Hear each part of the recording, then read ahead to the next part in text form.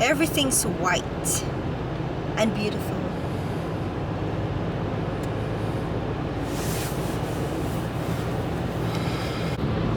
Hello guys, welcome to the channel.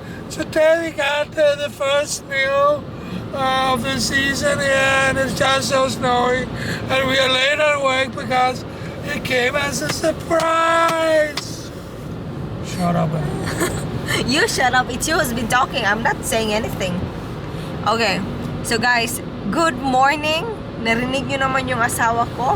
Totoo yung sinasabi niya, first snow dito sa Denmark.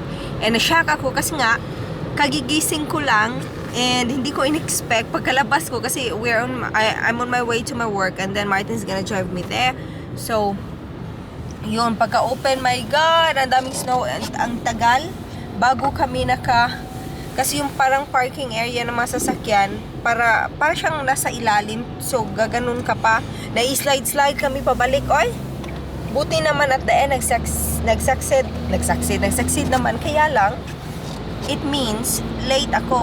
Pero it's fine kasi tumawag na ako sa office. Sabi ko na it took a long time before kami makakamaw kasi nga daming snow, ganyan.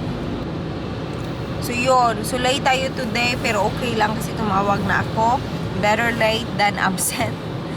Kasi feeling ko talaga madaming mag-absent ngayon kasi nga first, ang kapal ng snow guys, buti na lang yung dadaanan is na clean na, pero ang mga side talaga, pakita ko, as in never ending.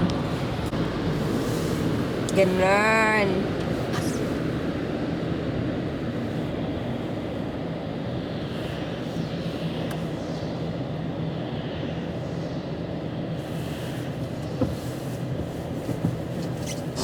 Friday, or do they got Black Week or something? Other people are starting to have Black Week though. Monday it already started a little bit. Okay, in Zalando they say pre-black. And then you already get around 40% off, ganyan. Because I gotta look for, hangers for the racks in the bedroom and holder for the toilet paper. And Okay. also Look light. at their website because you can actually see it there. There was Let's go Philippines. It's so cold in here. I don't like it. Oh, eh! No, pero maganda naman yung snow talaga.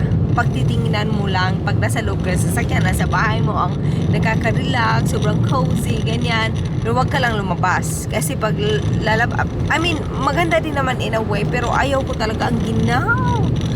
Ang ginaw, tapos, basta maganda siya tingnan. Yung